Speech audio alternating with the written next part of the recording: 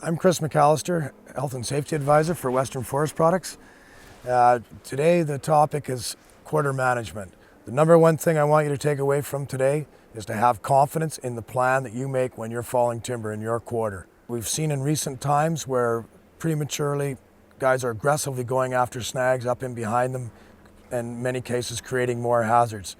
What we need is the confidence in each and every faller to have a good plan and be able to convey that plan and defend that plan and to work safely. If he cannot defend that plan, he doesn't have a plan. These three fir behind me are displaying dangerous tree characteristics with their dead tops. This is sending warning bells off to me. I got to go have a look, find out what condition they're in. There is a faller working down below, and we'll find out what his plan is too.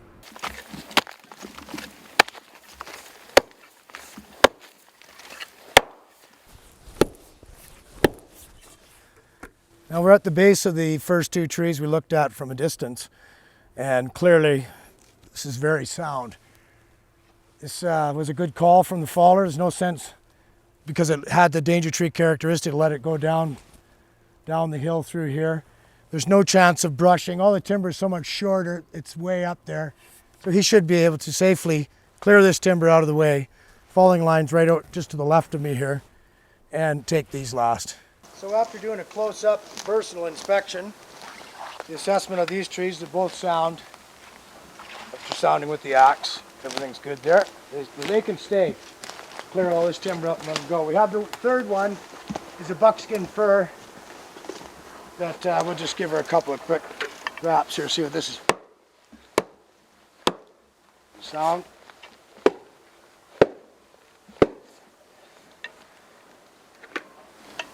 Yeah, so for the faller now, he could come up the hill, clear this out, and have a nice adequate opening to let that go.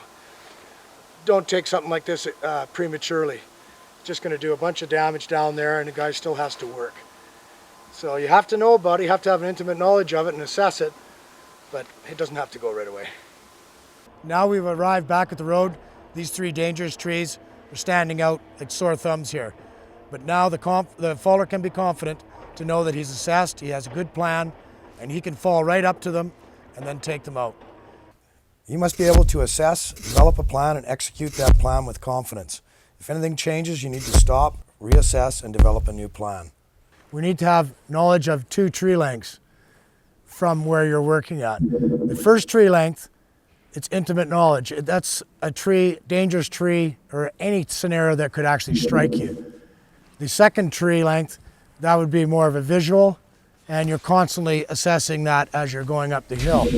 Now we have one over here that has all the characteristics, and if I was working right here, I'm now suddenly, I'm getting into striking range, so I better go have a look at this.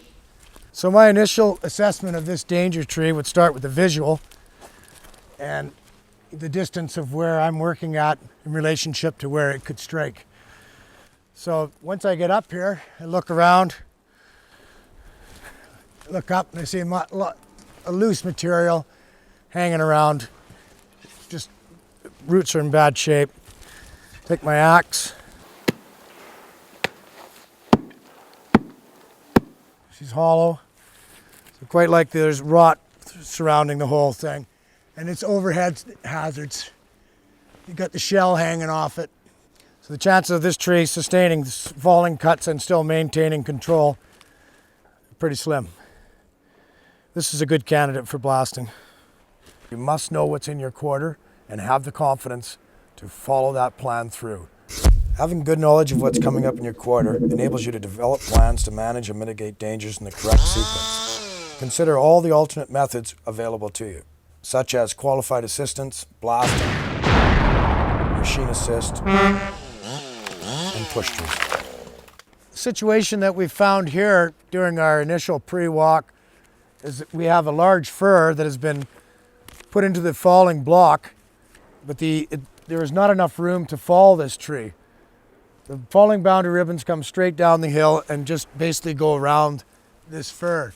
So this situation would warrant getting a hold of your bullbucker, and another plan should be developed for it. Don't fall this tree. You need to remember that your safety is the #1 priority.